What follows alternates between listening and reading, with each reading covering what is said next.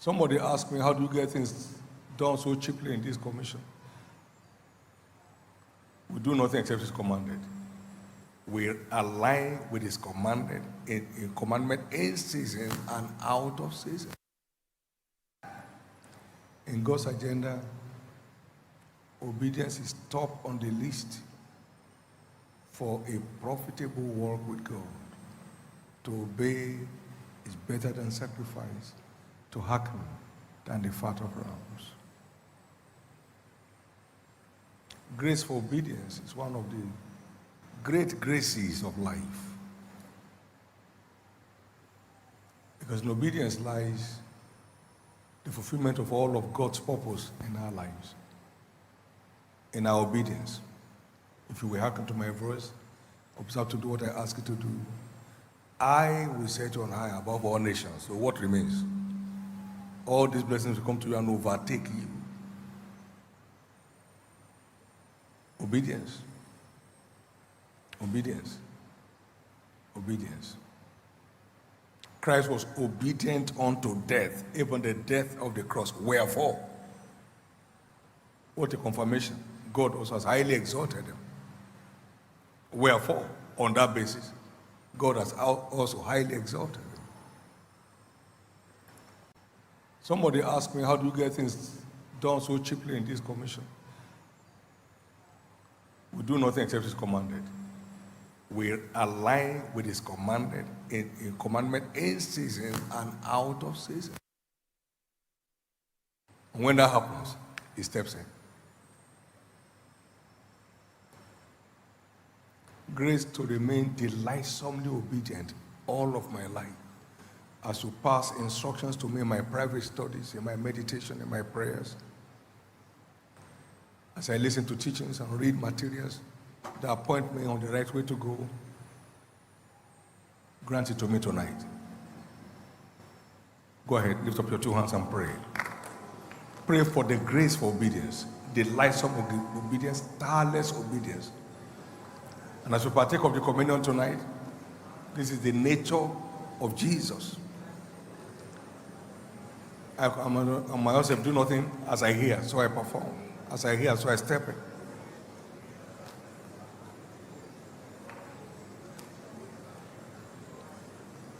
I pray tonight, Jesus, for grace for delightsome and tireless obedience to your instructions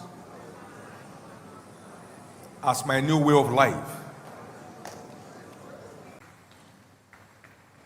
If they obey and serve him obediently, they shall spend their days in prosperity and their years in pleasure.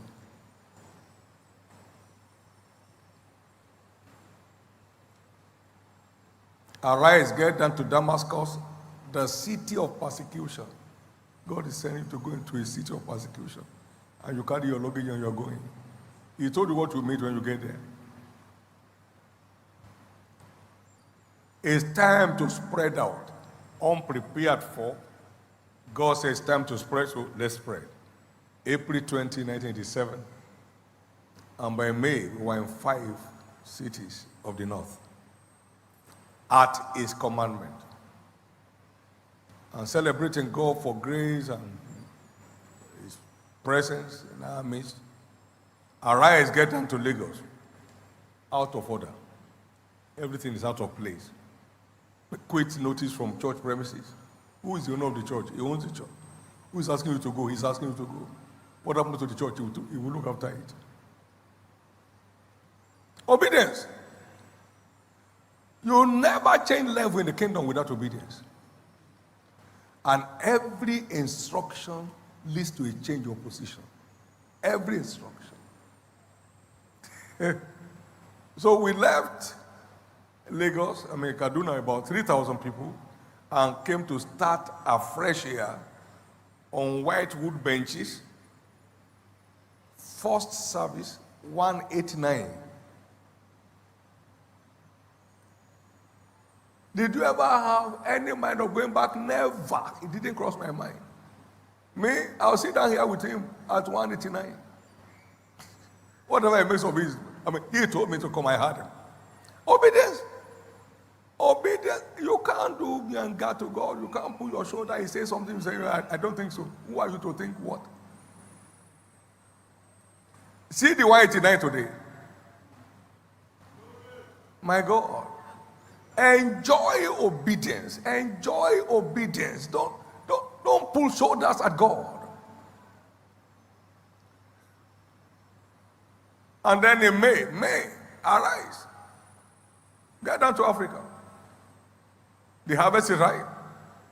May, we have finished our budget in November. We are running the budget already. Where is it going to come from? So, the same Friday that followed, we dedicated Africa, the mission to Africa. June 14, we opened the office at his commandment. Outside of human logic. Your budget is approved, going on, and then you said go to Africa to do what? Are we there or not? Are we there now or not? Emotic tano adenkloradish amokantina. You can't serve God profitably at your convenience. Lopentate kretia. A man can kokopantranuya. You are not doing it for nobody else. It's not just primarily, it's absolutely for you. Absolutely for your good. God can be less than God, whether you do it or not.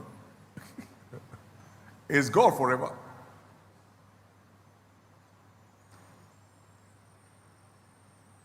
And then here we were. It's time to get the aircraft. Yeah, what? Where is the plan? And he got it. He started in March. He didn't even have any interest in our budget. And delivered it in September. No borrowing, no overdraft, no special appeal. Come on now, just obey God. Do I need an aircraft? Never. He needed it. Where am I going? My leg can go to anywhere I'm going. I have money for flight if I want to fly. Just enjoy obeying God. Because sitting down decoratively, religiously in church, and then carrying all the titles in the world, founder, president, it won't fly. Obedience. Obedience. It sets people above all nations without sweat. Obedience. Obedience.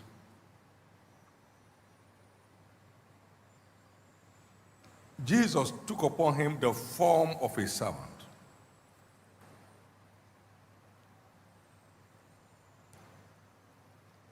And was obedient unto death, even the death of the cross. Wherefore, God has also highly exalted him.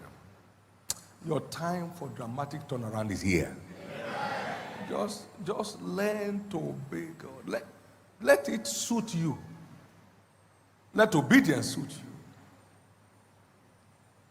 Obedience may be costly. I've said that over and over again. But the end result is priceless. It now came in September 17. The Faith Tabernacle dedicated September 18. What a word. On what budget? On his budget. We stepped in here on the 18th of September, Monday, 1998, and started drawing the ropes to find out the foundation. By September 18, 1999, he dedicated it. Obedience. Obedience. Stop rationalizing instructions. Obey. Obey.